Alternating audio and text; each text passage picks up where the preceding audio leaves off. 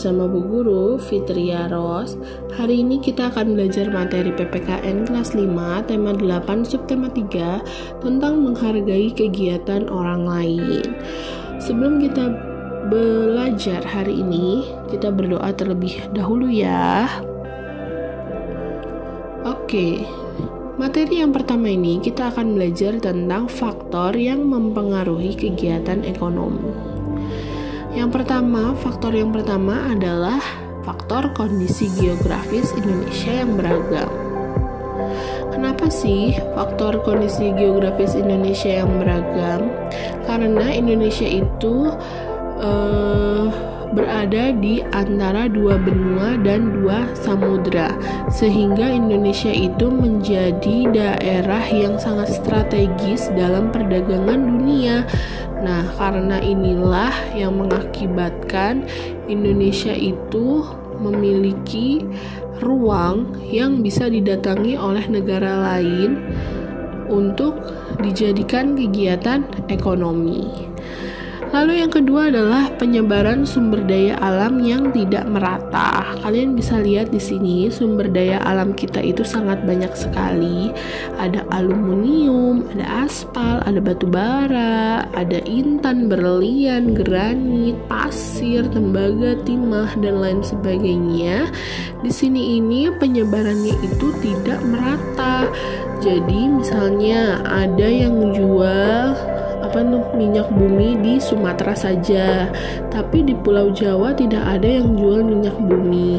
Akibatnya jika Pulau Jawa, Pulau Kalimantan membutuhkan minyak bumi, itu harus ada kegiatan ekonominya, harus ada kegiatan distribusi yang jalan dari Sumatera ke Jawa atau ke Kalimantan atau ke Sulawesi, dan itu membuat biaya hidup atau biaya untuk membeli minyak itu ya menjadi lebih banyak karena ada ongkos kirimnya kayak gitu ya. Lalu yang ketiga, kebutuhan masyarakat dalam kehidupan sehari-harinya. Setiap orang pasti memiliki kebutuhan hidup yang berbeda-beda. Antara orang yang satu dengan orang yang lain itu memiliki porsi konsumsi yang berbeda-beda juga, dan pasti memiliki pendapatan yang berbeda-beda juga.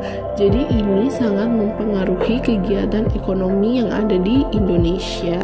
Kayak gitu anak-anak. Oke, lanjut, ada keberagaman jenis usaha di Indonesia. Yang pertama itu contohnya petani kapas memproduksi kapas sebagai bahan baku pembuatan kain. Lalu nanti dari petani kapas ini diolah di industri tekstil. Kapas-kapas dari petani itu akan dirubah menjadi pakaian.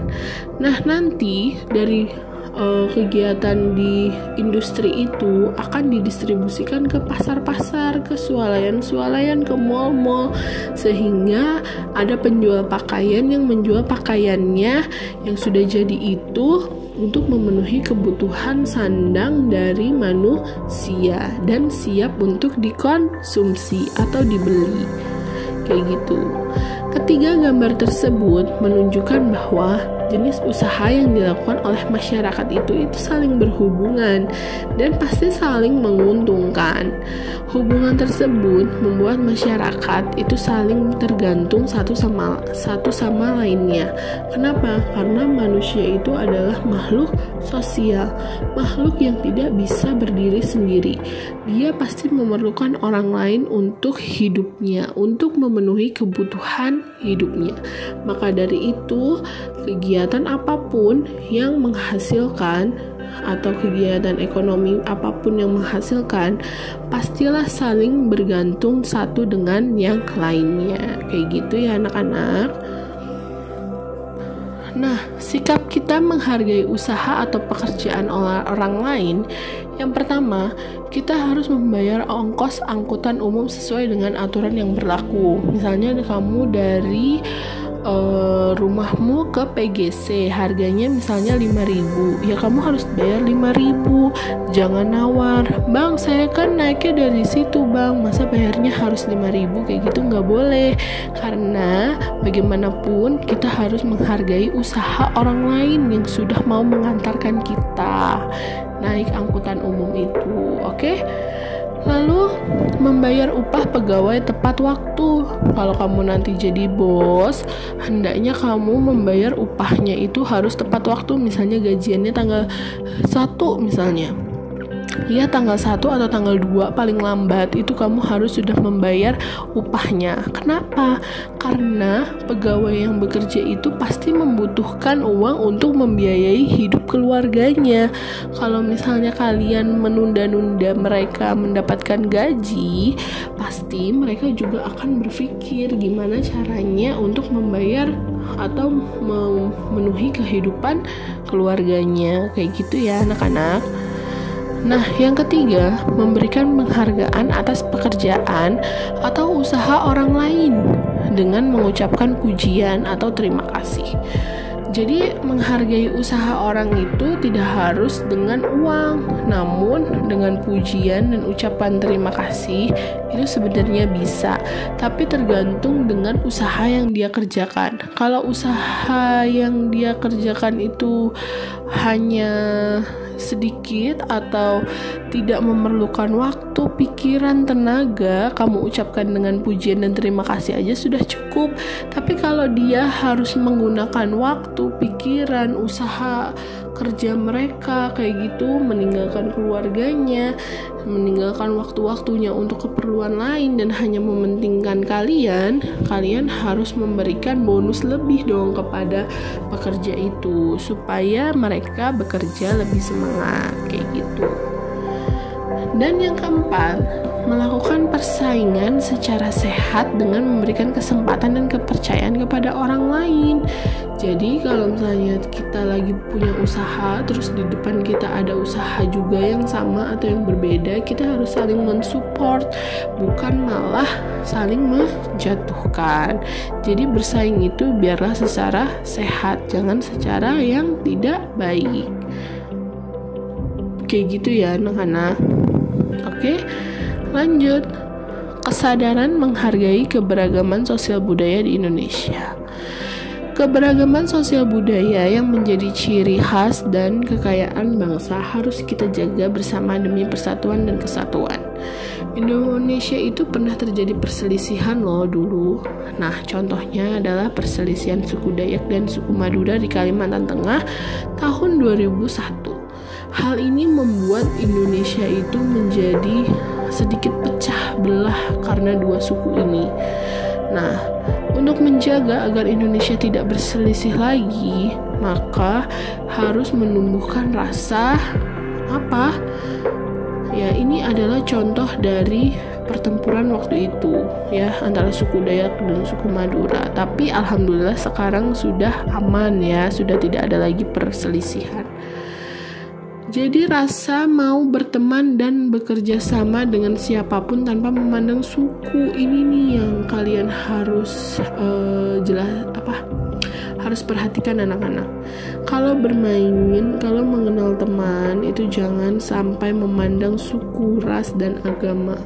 Kalau kamu mau berteman sama dia, apapun sukunya, ras, dan agamanya, silahkan berteman dengan dia.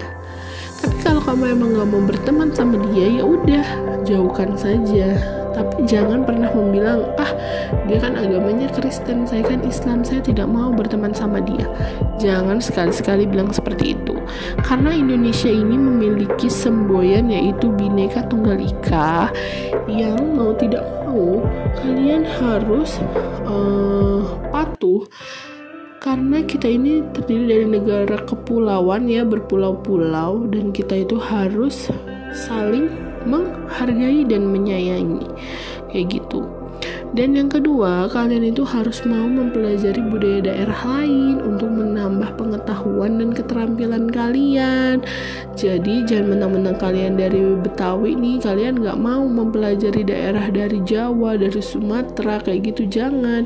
Malah semakin banyak kalian mempelajari, kalian semakin menghargai bahwa ternyata Indonesia itu banyak sekali ya budayanya, kayak gitu.